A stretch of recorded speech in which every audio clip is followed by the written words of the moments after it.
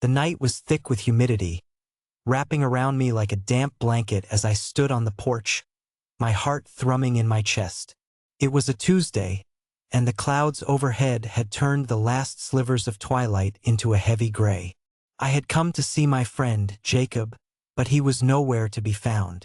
Instead, I found myself standing just a few feet away from the door of his house, the faint sound of laughter and muffled voices seeping through the walls. I was supposed to be inside, sharing in whatever antics Jacob and his friends were up to, but I'd gotten there late.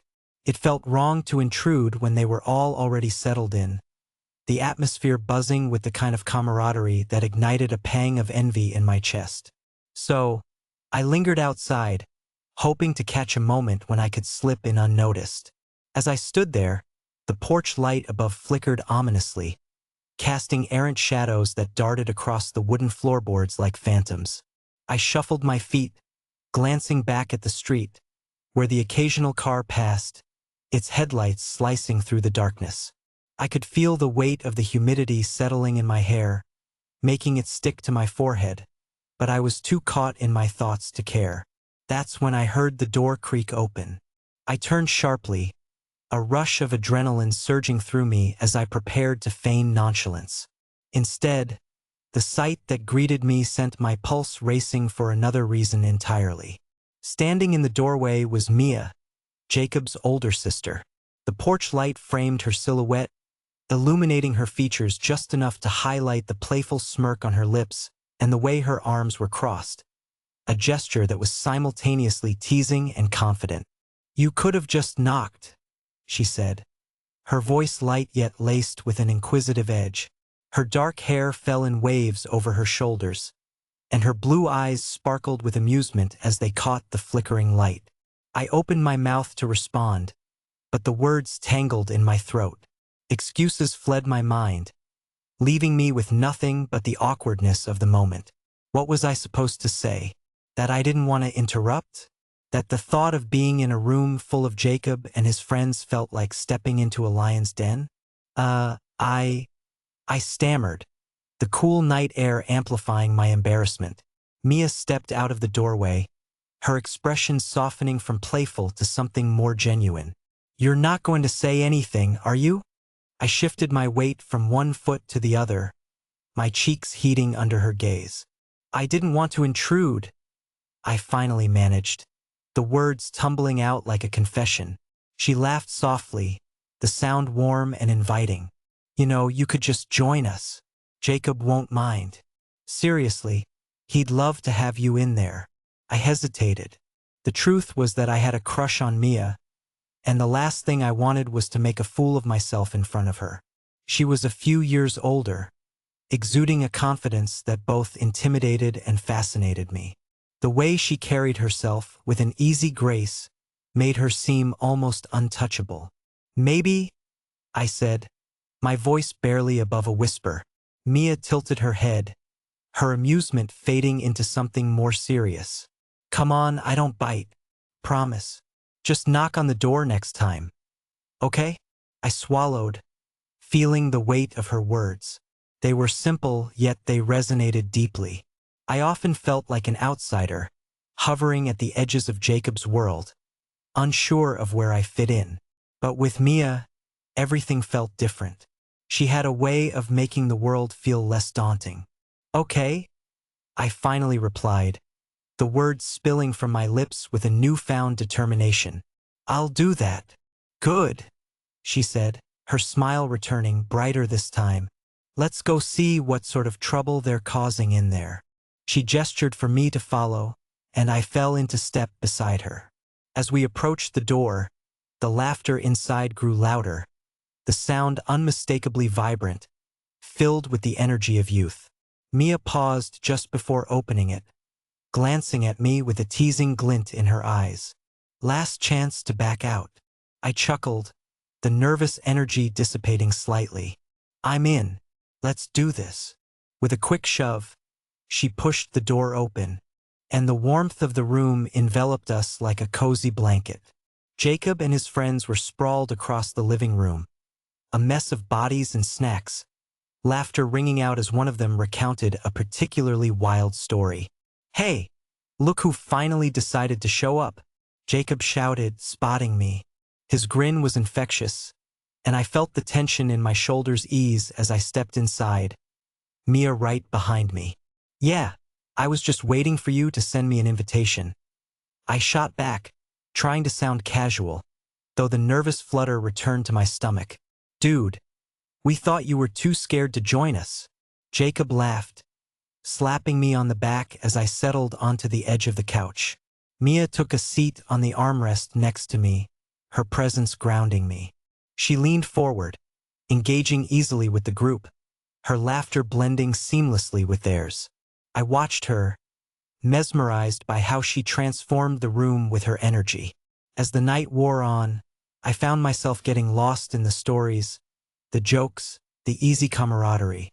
Jacob and his friends were relentless in their humor, but Mia's presence balanced it out. She was a force of nature, quick to defend me when they poked fun at my shyness, laughing along but always ensuring I felt included. "Seriously, man, you're like a ghost sometimes," one of the guys teased, nudging me with his elbow. "Yeah, but a cool ghost," Mia chimed in, and I shot her a grateful smile. Eventually, the group migrated to the backyard, drawn by the promise of a clear sky and the stars that shimmered above like scattered diamonds. We sprawled on the grass, the air thick with the scent of summer and the distant sound of crickets serenading us. Mia settled beside me, her shoulder brushing against mine, sending a jolt of electricity through me. The warmth of her presence was comforting, and I dared to steal glances at her, noticing the way the moonlight played in her hair, creating a halo effect that made her look ethereal. "Enjoying yourself?" she asked, her voice low, almost conspiratorial. "Yeah, I am," I replied, my heart racing. "Thanks for bringing me in. I told you it would be fun," she said with a wink, and I felt my stomach flip at the playful glint in her eyes. We fell into an easy conversation, talking about everything and nothing at all. I shared stories about school, my hobbies, and the ridiculous things I had done in the past, while she recounted her adventures, travels, friends, and the occasional mishap that had turned into a great story. The chemistry between us was undeniable, and each laugh we shared felt like a thread weaving us closer together. As the night deepened, the laughter of Jacob and his friends faded into the background, and it felt like it was just Mia and me, existing in our own universe. "Do you have any plans for the summer?" she asked, her gaze fixed on the stars above. "I was thinking of just hanging out, maybe getting a job," I replied, trying to sound casual. The truth was, I wanted to spend more time with her, but I didn't know how to voice that. "Nice. I'm planning to do a bit of traveling, maybe take a road trip with some friends," she said, her excitement palpable. "You should come with us." The suggestion caught me off guard, and I turned to her, my heart racing. "Really? You think I'd fit in?" "Of course. You're one of us now," she laughed, nudging my shoulder. "Plus, it would be fun." The idea of traveling with Mia, of being part of her world, filled me with a mix of excitement and anxiety. "I'd love that," I admitted, my voice barely above a whisper. She smiled at me, and in that moment, I felt something shift between us. The easy banter and laughter had deepened into something more. A connection, a spark that ignited a fire in my chest. As the night began to wind down, Jacob called us back inside. The night had been a whirlwind of laughter and connection, but I couldn't shake the feeling that this was just the beginning of something more. "Thanks for tonight," I said to Mia as we made our way back inside, our shoulders brushing against each other once more.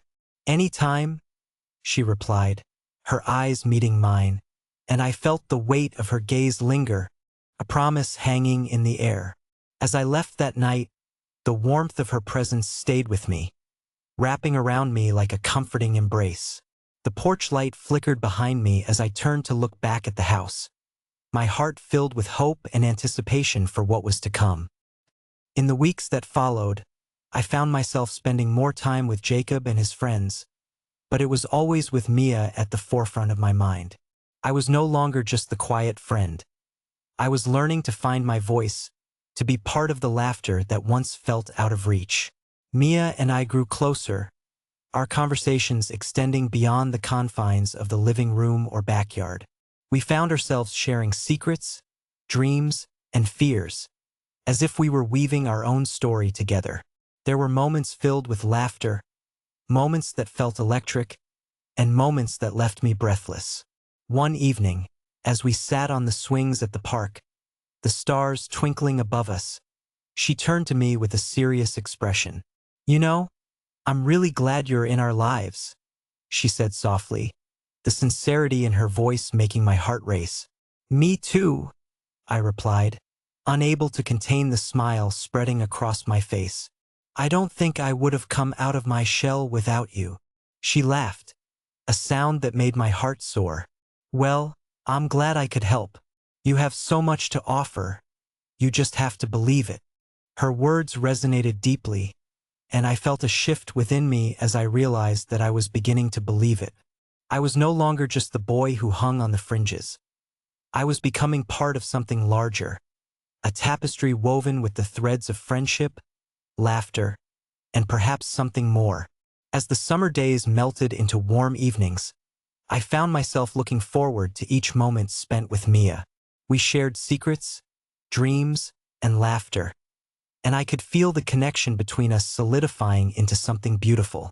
Then, one night, as we sat on the porch steps, the cool breeze rustling through the trees, I found the courage to speak my heart. "Mia," I began, my voice steady but filled with emotion. "I really like you, more than just a friend." She turned to me, her expression shifting from surprise to something softer, more tender. "I like you too," she admitted, her voice barely above a whisper. The world around us faded away as we locked eyes, and in that moment, everything felt right. The flickering porch light was just a backdrop to the unfolding story between us, a promise of what was yet to come. As I leaned closer, our lips met in a tentative kiss, and the warmth of her smile lingered long after we pulled away. A new chapter had begun, one filled with laughter, adventure, and the kind of connection that could weather any storm. With Mia by my side, I was no longer just a boy waiting on the porch. I was stepping into the light, ready to embrace whatever came next.